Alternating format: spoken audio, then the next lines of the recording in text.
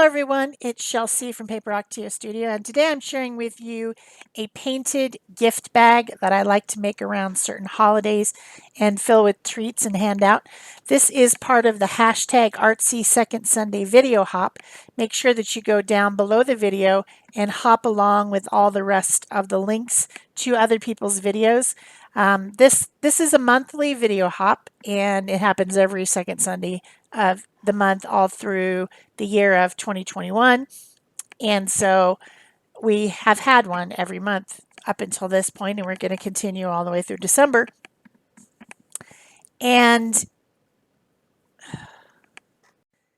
for this hop, there is a selection of themes that you can choose, and they're themes that are the month before the month they are actually happening. And one of the options for this month was Dia de los Muertos, which is a holiday that I celebrate here in Tucson, Arizona. We have a parade down on 4th Street, and people dress up. They bring photos of their loved ones to remember the dead and to celebrate the dead.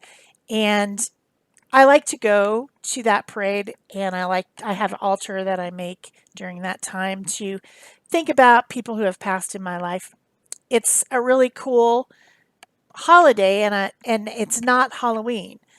People think that since it's the same time as Halloween that they've been getting it kind of confused. We see decorated skulls and things at Halloween now, which they're two separate holidays, just happen to be at the same time. So I will probably actually go to the parade this year. I think the pandemic has calmed down enough that maybe it will be safe to go there. We probably will hand out treats at Halloween as well this year, although we haven't for the last couple years because of all that nonsense. So hopefully everything will pan out and we'll have a good holiday this year around the end of October. So one of the iconic things that you see at Dia de los Muertos is decorated skulls and skeletons and things like that. And I always think that you should also remember animals that have passed. And since there is a lot of wildfires going on right now, I know that there's, a lot of unfortunate death that's going on, and so I decided for my decorated Dia de los Muertos skeleton, I guess, I would do a deer because I feel bad and I want to remember when this holiday comes all the wildlife that has passed on because of our wildfires. California, Arizona, Oregon, everywhere. Idaho, where some of my relatives live, they're having fires. So many fires. Same thing happened last year. So you know that there's a lot of animals that are passing through no fault of theirs.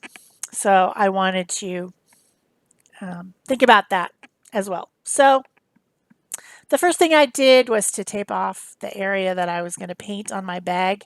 You can buy these bags at a craft store. They've got handles, and they're made out of kind of a thick paper, nothing super fancy. Painting them with acrylic paint like I am, the paint won't go through to the other side of the bag.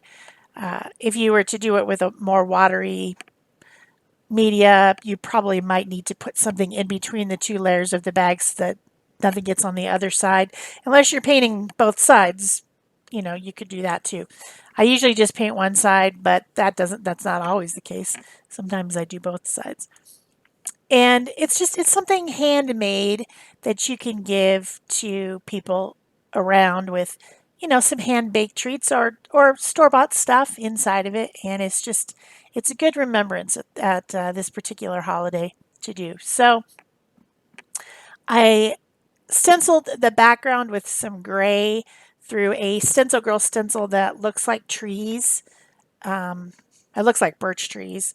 And I think it's a cool stencil, so I just did that in like a medium gray. And then I drew on my little deer shape, and I painted it out mostly in black. And then I'm using white, titanium white fluid paint to paint some bones on the body over the black to give the look of the skeleton. And then for the antlers and the face, I painted them out with the white to get rid of the gray that was in the background. And that will be a skull shape.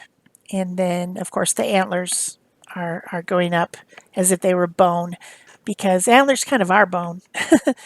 They they seem to be bones that stick out of the animal's head. So then once that was dry with the paint, I wanted to do kind of like a little bit of a halo-ish aura looking thing. And I had this other stencil girl stencil that is tree rings. And I thought that was appropriate since it was in the trees and it was a deer, that I would make my sort of aura halo situation with this stencil, which is the tree rings. And it gives that same type of an effect of having kind of a circle behind the animal. So I mixed a little bit of titanium white with some primary yellow and used that as kind of like, I don't know, maybe the moon is shining, maybe it's the aura of the animal. Either way, I just thought it needed a little bit of color in the background. And then for the rest of it, I'm going to use Posca pins. Posca pins are acrylic paint pins, and I have them in a lot of colors.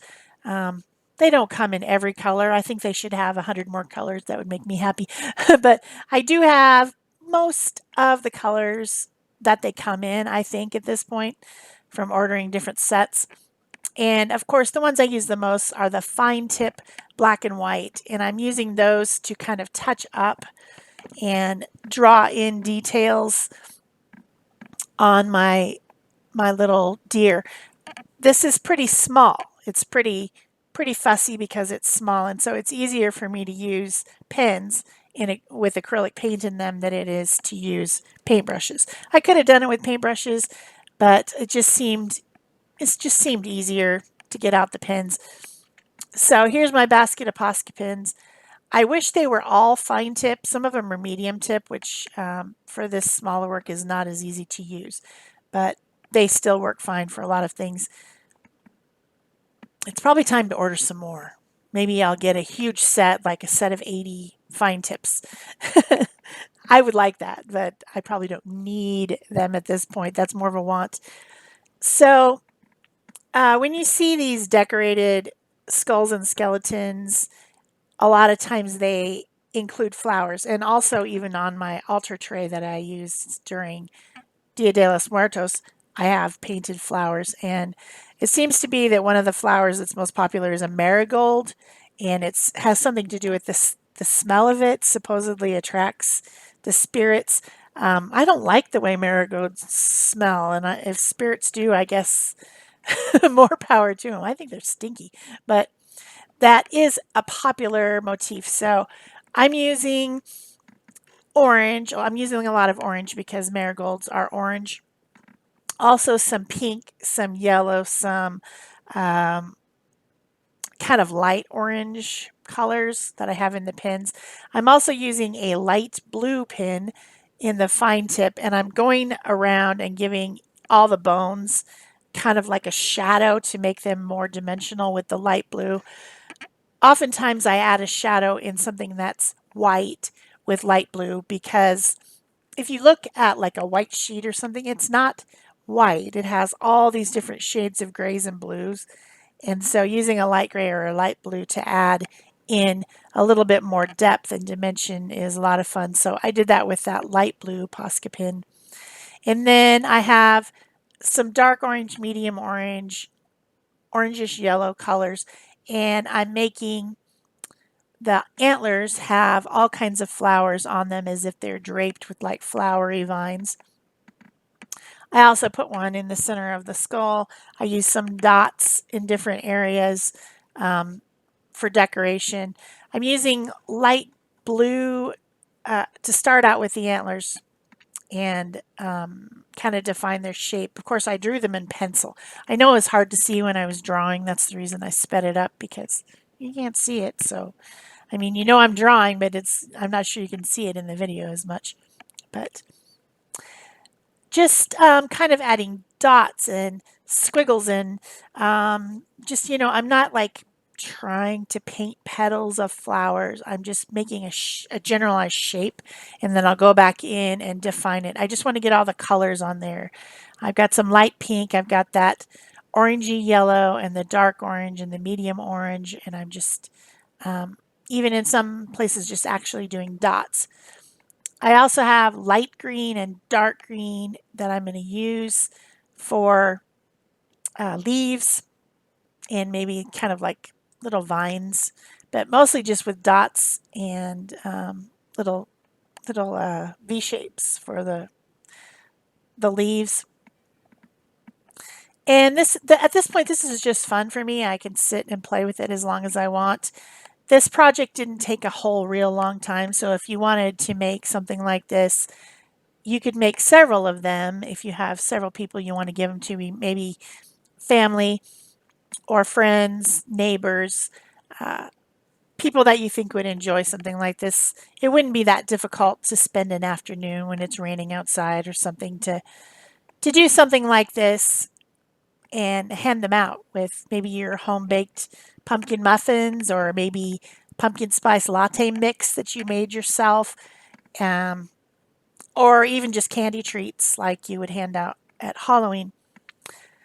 So then I'm going back in with my fine tip black pen and adding in details, or not so much details as like outlines, because things didn't seem to be standing out as much as I wanted them to. So I did end up adding in the black lines. I wasn't going to at first, but I decided it looked better if I did. So I'm just going around the flowers and making maybe the petals be a little bit more defined.